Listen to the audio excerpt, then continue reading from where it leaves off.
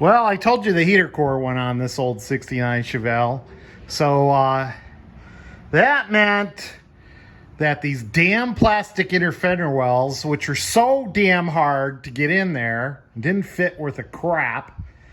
Now I've got to bend them out of the way so I can figure out how to, get up in there. And this was my solution. Now, if you look at this, there's section right here, okay?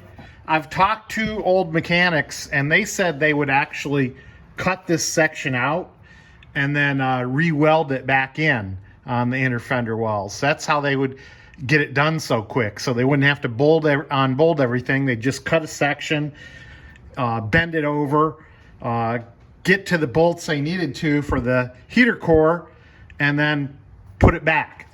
Well, with the plastic inner fender wells, they're a little bit flexible. So what I've done is I've gone through this hole here for one of the mounting bolts, and I put a strap on it, and then I just ratchet strapped it, I pulled it back. Yeah, I'm worried about it cracking, absolutely, but this is fresh plastic and it's not brittle. It's very flexible right now. So that enabled me to get up in here, and as you can maybe see, get at this nut right here, and then there's a bolt over here. So there you go. I've already put a screwdriver under there. Hang loose here. Put a screwdriver under there, and I've already pried it away a little bit. So now I'm gonna let the car down. We're up on the lift here. I know everybody doesn't have a lift, but it sure makes things easier. We're gonna let the car down and see what we have on the top.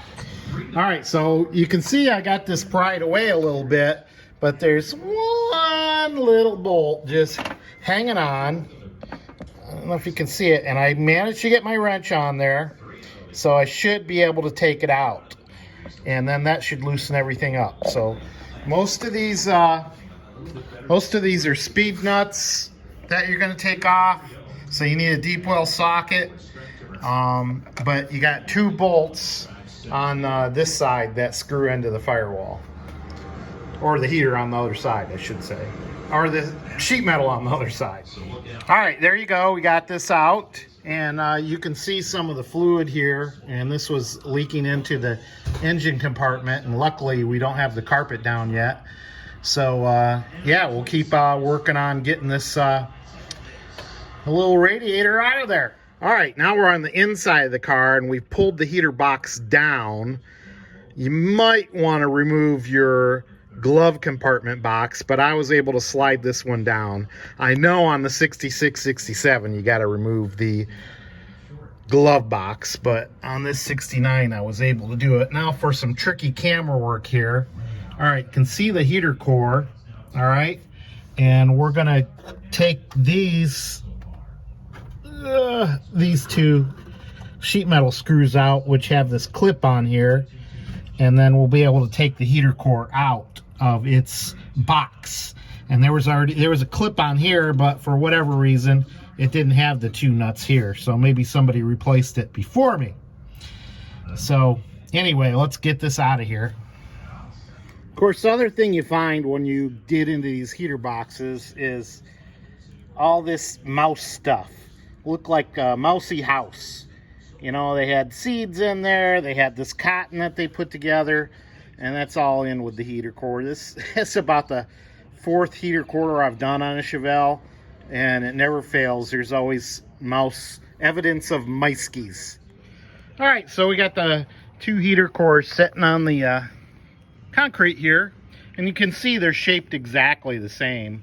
It looks like this is probably an all aluminum core, and of course this is brass and a little bit of aluminum in there.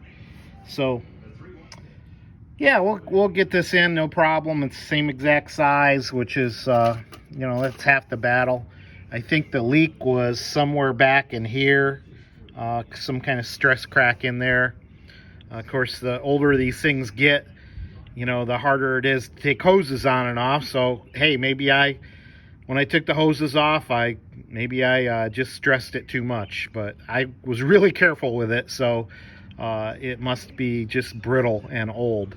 So, hey, anyway, we'll get the new one in there. Now, when you're doing this job by yourself, it's a lot harder. If I had somebody to push in from the interior cabin, it would be a lot easier to get these studs to come through and me being able to get a nut on there. But so what I have to rely on is kind of getting these bottom ones tight, and then I got to reach in behind the fender to get that other one tight. That's a bolt. Okay, I'll give it a shot. This is the bolt I got to get in. It's a sheet metal bolt, and it's going to screw in right at the top behind here. So you're working blind, you're feeling around. Of course, unless the fender's off, then it's easy to get to. All right, this is where we separate the men's from the boys when it comes to mechanicking. Okay, this bolt, I don't know if you can see it. Just catch a glimpse of it. There it is. And I don't think I can get it in focus, but what I did was I took a pair of pliers, I'll show you that in a second, stuck it in there, and then got one little turn. Okay, then I'll show you the rest. This is a tough one. I mean, it's nearing 86 degrees out here. It's pretty humid, and I'm sweating my buns off today. But July 5th, this job's kind of taken over the weekend because I had to paint the heater core and then let it dry. And of course, it's so hot and humid, it doesn't want to dry. So anyway, it felt pretty dry to me. But the trick of this whole job is getting this top bolt in when the fender's still on. Super easy job to do when the fender is off. But when the fender's on, there's a bolt, and this isn't the exact bolt, but I'm just kind of showing you. What I did was grab a pair of pliers, okay? And then I reached in here and put it in place, okay? Then what I did was I took my open end wrench and I gave it a little bit of a turn. And I tell you, it's hard to see and get back in there. But once you get it started, I think we're home free. So I think I got it started, and we're gonna give it a few clicks with the open end, just a few quarter turns with the open end, and then we'll put my speed wrench on there and drive it home. So here we go. Luckily this didn't take too much. You know, I put my light in here and I got it on the wrench, or got it on the bolt, and thankfully it's going in.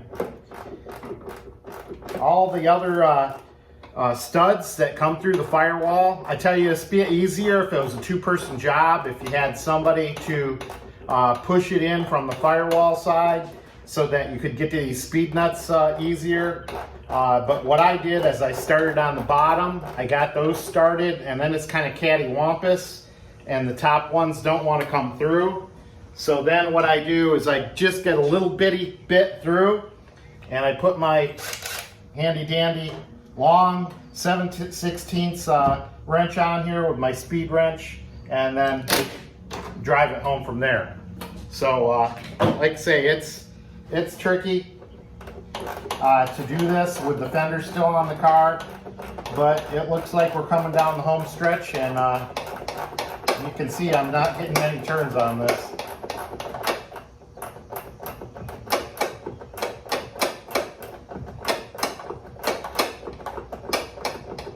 Now I have done this when I haven't had the front end on the car all the way, just the fender. I have reached a long socket through with my speed wrench and tighten this bolt up this way. That's another way you can do this job. And of course, the next thing we'll do is get rid of my little bypass loop here and stick the hoses on there, and then that'll be it for this job. Whew! I don't always pick the hottest days for the hardest jobs. I'll never know. So this held up pretty good. I wouldn't try this in the winter because I think that plastic would be too brittle. But using this strap to pull this plastic inner fender well in was a pretty good trick there to get some clearance there that you need to get to the heater core. Hey, and don't forget, you got a couple of wire looms on the bottom here. And of course, the orange wire is going up to your heater. While you got this pulled back, might as well connect it. It's easy to get to. Okay, Mark Meldrum, Meldrum's Monster Garage. We'll wrap it up. See ya.